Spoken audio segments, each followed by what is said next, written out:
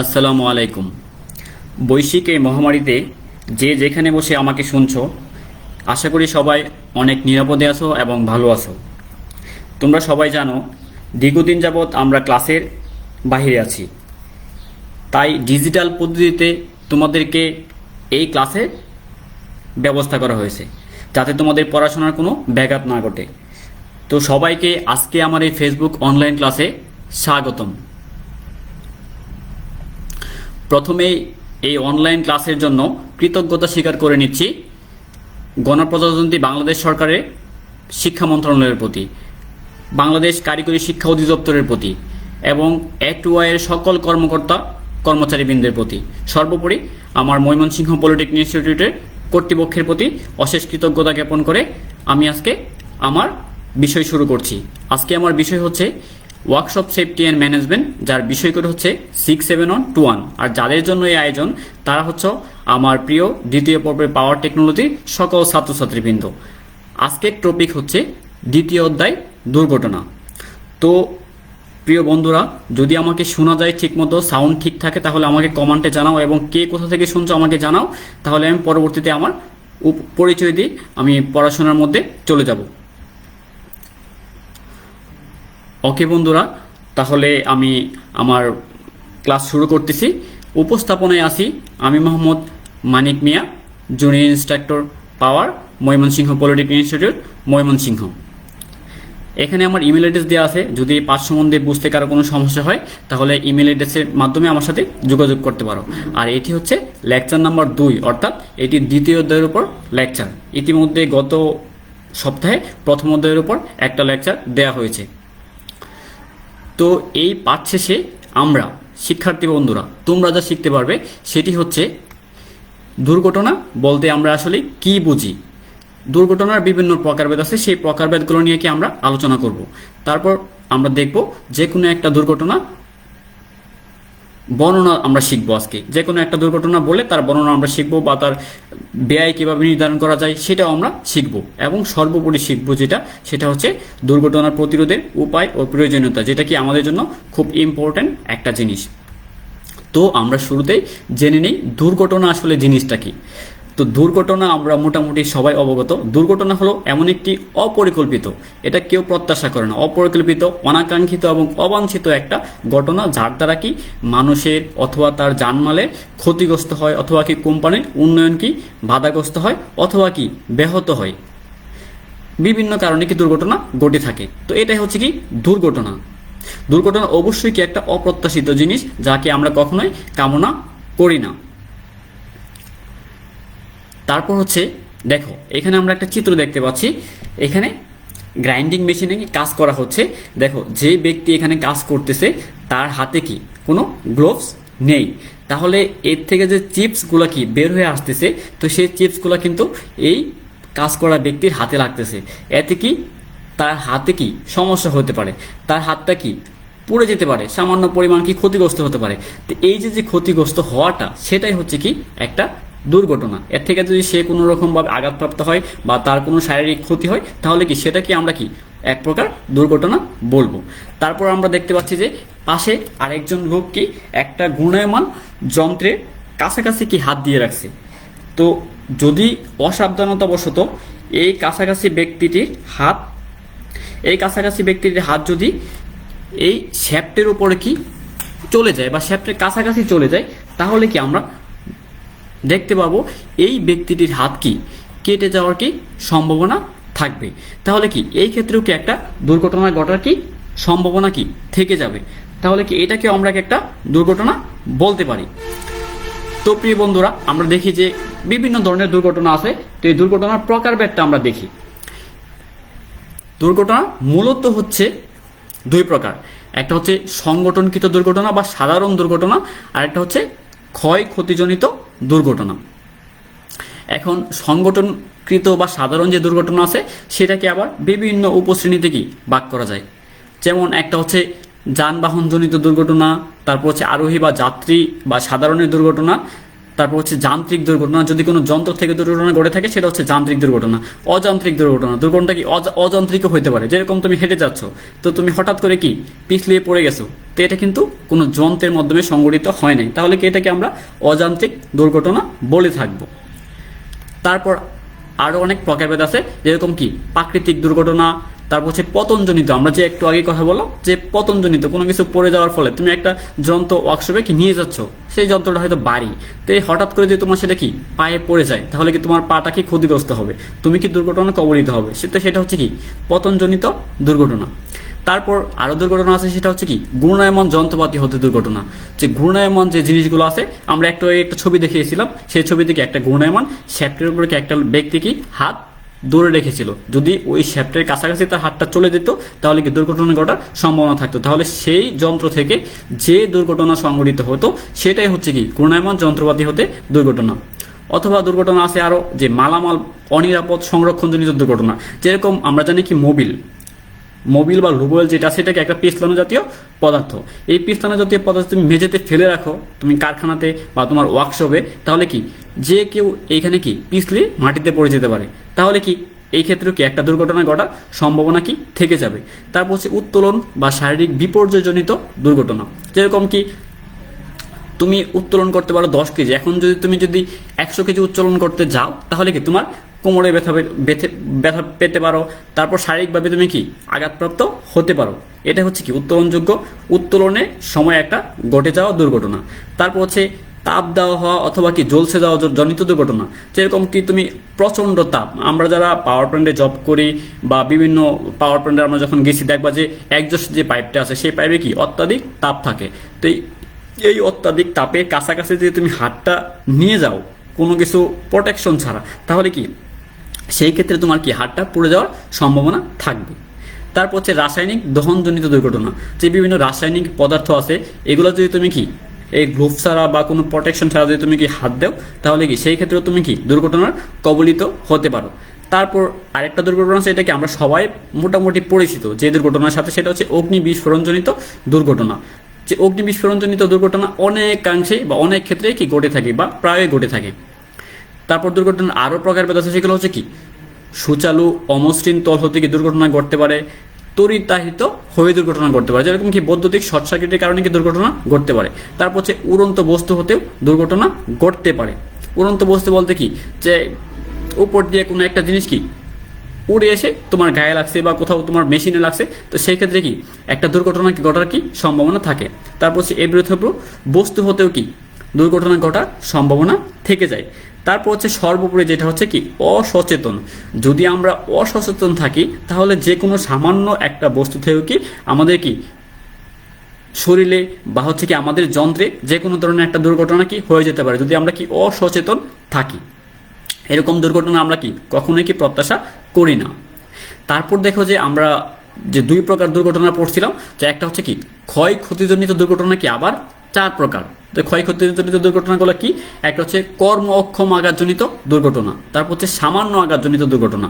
তো সামান্য আঘাতেও কি তোমার দুর্ঘটনা ঘটে যেতে পারে, সেই আঘাতের পরিমাণটা হয়তো কি সামান্য হবে, দুর্ঘটনার ক্ষয়ক্ষতির পরিমাণটা হয়তো কি সামান্য পরিমাণ হবে, বাট তাকেও কি আমরা দুর্ঘটনা বলে থাকবো।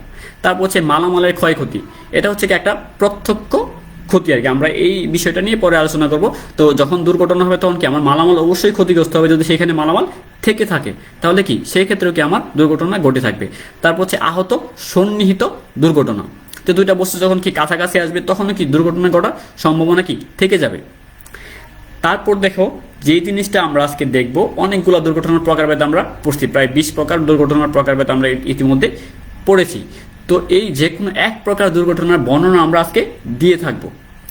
যে কোনো এক প্রকার দুর্ঘটনার মধ্যে আমি বেছে নিয়েছি যে অগ্নি বিস্ফোরণজনিত দুর্ঘটনাকে, কারণ এই দুর্ঘটনায় কি আমরা প্রত্যহ কি দেখে থাকি, আমাদের দৈনন্দিন জীবনে কি এই দুর্ঘটনাটা কি বেশি ঘটে থাকে। তো অগ্নি বিস্ফোরণজনিত দুর্ঘটনা কি বিভিন্ন কারণে হতে পারে, শর্ট সার্কিটের কারণে হতে পারে। তারপর হচ্ছে তোমার যদি সেটা কোনো টেক্সটাইল মিল হয়, তাহলে কি তুলার গোডাউন থেকে হতে পারে, কাপড়ের গোডাউন থেকে হতে পারে, এরকম বিভিন্ন কারণে কি তোমার অগ্নি বিস্ফোরণজনিত কি দুর্ঘটনা কি ঘটে থাকে। এখন একটা দুর্ঘটনা বা একটা অগ্নি বিস্ফোরণজনিত দুর্ঘটনা ঘটে হলে তাহলে তোমার একটা আগুন, একটা বস্তুতে বা একটা জায়গায় আগুন জ্বালাতে গেলে কি তোমার তিনটা জিনিস অবশ্যই লাগবে। অক্সিজেন লাগবে, তারপর হচ্ছে পরিমিত তাপ লাগবে, এবং তোমার যেটা লাগবে সেটা হচ্ছে দাহ্য বস্তু। তো তোমার একটা দাহ্য বস্তু থাকতে হবে। যদি মনে করো একটা টেক্সটাইল কারখানা হয়, সেখানে কি দাহ্য বস্তু অবশ্যই আছে, যেরকম জুট থাকতে পারে বা তুলা থাকতে পারে, তাহলে কি দাহ্য বস্তু আছে। তারপর হচ্ছে কি অক্সিজেন, তো আমাদের প্রকৃতিতে অফুরন্ত অক্সিজেন আছে, তাহলে কি অক্সিজেনও কি আছে। এখন ওই জায়গাটায় যদি কি একটা পরিমিত তাপ বলতে আমরা কোন তাপকে বলবো, যেই তাপে কি ওই তুলাটা কি জ্বলতে শুরু করবে, সেটাই হচ্ছে কি ওই বস্তুর কি পরিমিত তাপ। একটা কি নির্দিষ্ট পরিমাণ কি তাপ প্রয়োজন হবে কি আমার আগুন। যা দেখো আমার প্রকৃতিতে কি অনেক অক্সিজেন আছে, অফুরন্ত অক্সিজেন আছে, কিন্তু আগুন কি সব জায়গায় ধরতেছে না। কারণটা কি? কারণটা হচ্ছে কি সেইখানে কি অক্সিজেন আছে, দাহ্য বস্তু আছে। এই প্রকৃতির আশেপাশে আমরা যা দেখছি, মনে করো আমাদের একটা রুমে টেবিল আছে, চেয়ার আছে, তাহলে কি তার মধ্যে আগুন ধরে যাচ্ছে সবসময়? ধরে যাচ্ছে না বন্ধুরা। তো না ধরার কারণ একটাই, সেখানে কি অক্সিজেন আছে, তারপর দাহ্য বস্তু আছে, কিন্তু কি একটা জিনিস মিসিং আছে, সেটা হচ্ছে কি পরিমিত তাপ কি এখানে মিসিং আছে। এই পরিমিত তাপ যদি কি না থাকে, তাহলে কি আমার অগ্নি বিস্ফোরণজনিত দুর্ঘটনা যেটা আছে সেটা কি ঘটবে না। তাহলে কি এই অগ্নি বিস্ফোরণজনিত দুর্ঘটনাগুলো বিভিন্ন কারণে কি ঘটে থাকে। যেমন রাসায়নিক দ্রব্য থেকে অগ্নি বিস্ফোরণজনিত দুর্ঘটনা ঘটতে পারে, যন্ত্রপাতি থেকে দুর্ঘটনা ঘটতে পারে, এরকম বিভিন্ন কারণে কি অগ্নি বিস্ফোরণজনিত কি দুর্ঘটনা কি ঘটতে পারে। এই দেখো আমরা একটা ওয়ার্কশপের চিত্র দেখানোর চেষ্টা করছি, যে এখানে কি যে কোনো একটা কারণে কি অগ্নি বিস্ফোরণজনিত দুর্ঘটনা ঘটে গেছে। সেটা হয়তো কি বৈদ্যুতিক শর্ট সার্কিটের কারণে হতে পারে, বা অন্য কোনো কারণেও কি সেটা কি অগ্নি বিস্ফোরণজনিত দুর্ঘটনা হয়ে গেছে। তাহলে দুর্ঘটনা যখন কি ঘটে থাকবে, তখন কি এই অবস্থাটা কি তৈরি হবে। তখন এই অবস্থায় যদি তৈরি হয়ে যায়, তাহলে কি আমরা সবাই কি চেষ্টা করব, নিরাপদে থেকে আমি অগ্নিকে নিয়ন্ত্রণ করার জন্য আমি চেষ্টা করব। তারপর দেখো যে অগ্নি বিস্ফোরণজনিত দুর্ঘটনা যে বিভিন্ন কারণে ঘটে থাকে, যে আমরা বলছি যে ঘূর্ণায়মান যন্ত্রাংশ হতে ঘটতে পারে, তারপর রাসায়নিক বস্তু হতে ঘটতে পারে, বা আবদ্ধ স্থান, যেখানে কি আবদ্ধ স্থান, কন্টেইনার, বয়লার, ভেসেল, তৈলাধার ইত্যাদির মধ্যে ওয়েল্ডিং সহ অন্যান্য সংস্কার কাজ করার সময় দুর্ঘটনা কি ঘটে থাকে। যখন আমি যে জায়গায় ওয়েল্ডিং করবো, সেখানে একটা কি তাপ তৈরি হবে, সেই তাপ থেকেও কি আমার কি দুর্ঘটনা ঘটার সম্ভাবনা থেকে থাকে। অনেক পদার্থের রাসায়নিক বন্ধন দীর্ঘদিন এবং সংরক্ষণের ফলেও কি অস্থিতিশীল হয়ে বিস্ফোরণ কি ঘটায়। এবং একই স্থানে বিভিন্ন ধরনের রাসায়নিক পদার্থ পাশাপাশি সংরক্ষণ করলেও কি দুটো রাসায়নিক পদার্থ যখন কি পাশাপাশি সংরক্ষণ করবা, তখন তাদের মধ্যে একটা কেমিক্যাল রিয়াকশন হবে।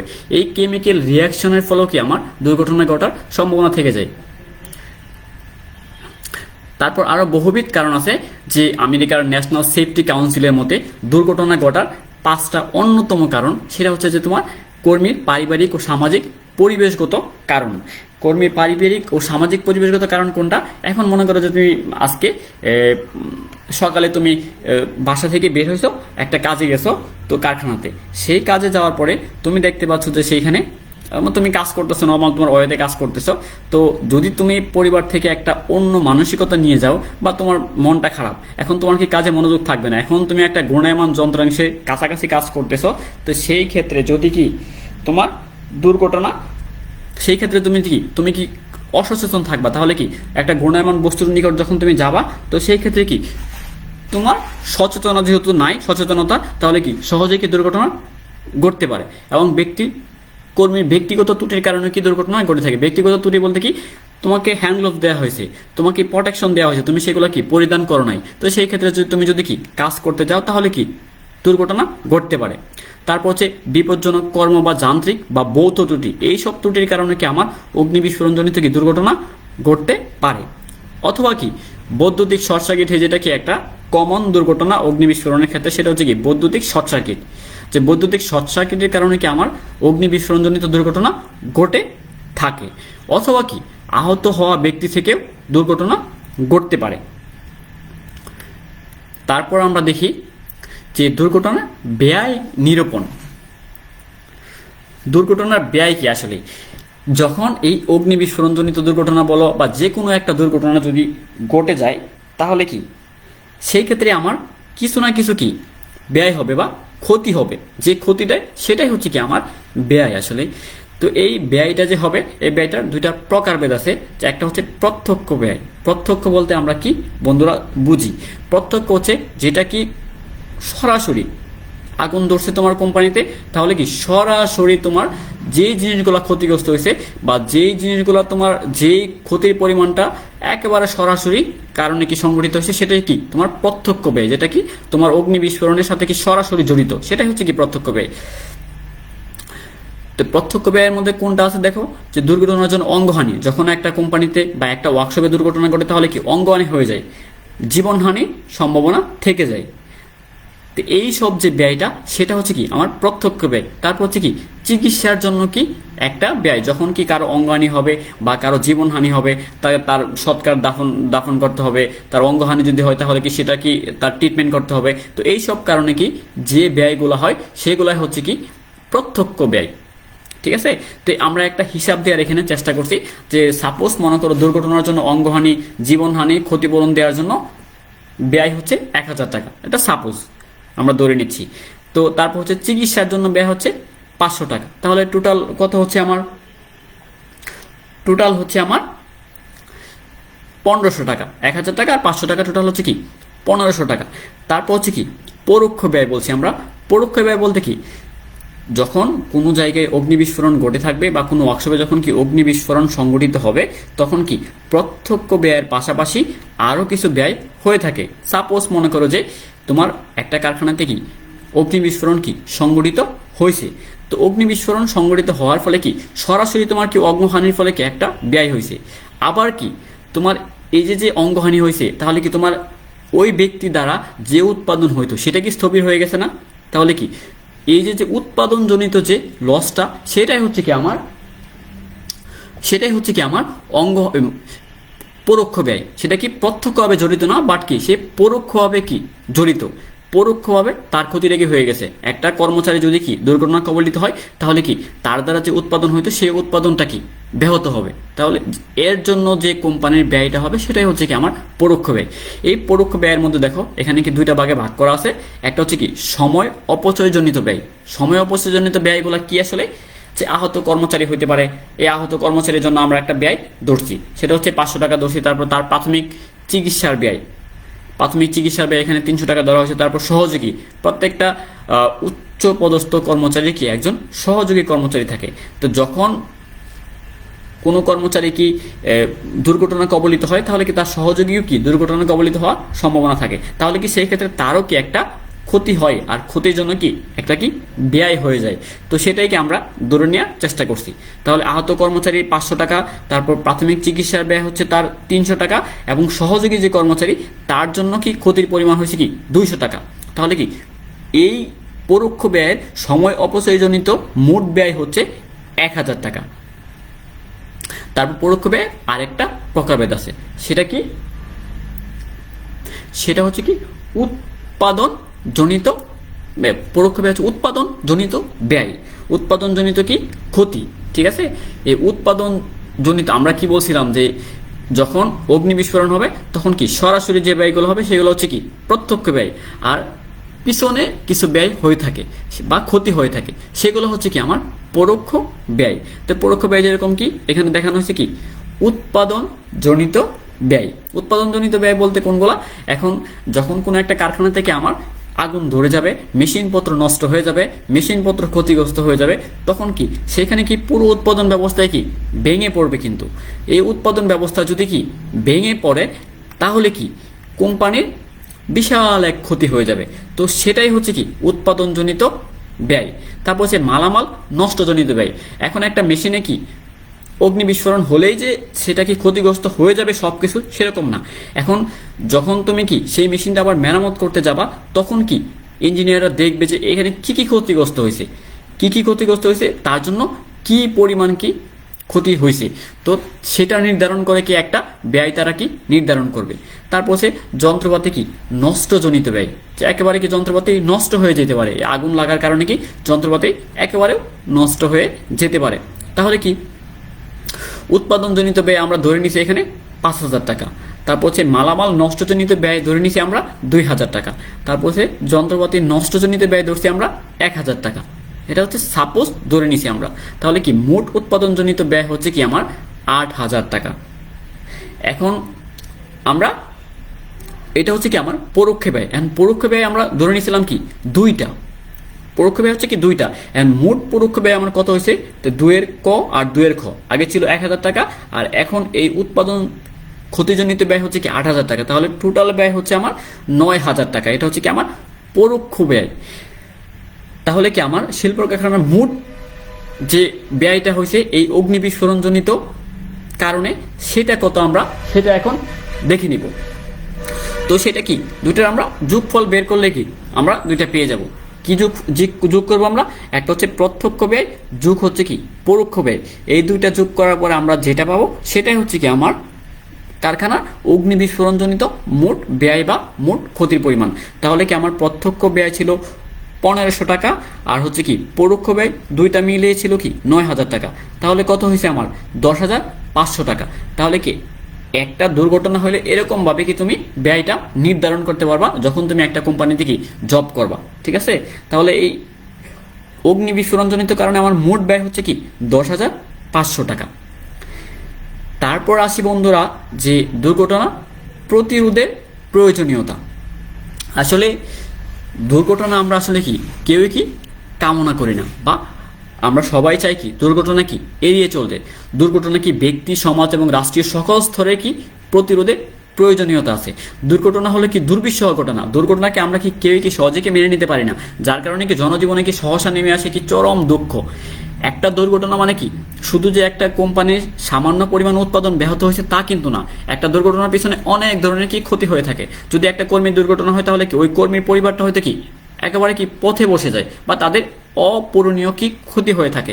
তাহলে একটা দুর্ঘটনা কোনো সময় আমরা কি কামনা করি না, এবং একটা দুর্ঘটনার ফলে কি সীমাহীন ভোগান্তি হয়। সাপোজ মনে করো তোমার একটা দুর্ঘটনা কি সংঘটিত হয়েছে, তাহলে কি তোমার যদি একটা অঙ্গহানি হয়ে থাকে তাহলে কি সেই ক্ষেত্রে কি যদি অঙ্গহানি হয়ে থাকে তাহলে কি তুমি কাজ করতে পারতেছো না, তাহলে কি তুমি নিজে তো কাজ করতে পারতেছই না, তোমাকে চালানোর জন্য কি আরো 2-1টা লোক কি প্রয়োজন হবে। তো সেই ক্ষেত্রে কি একটা সীমাহীন ভোগান্তি কাজ করে না।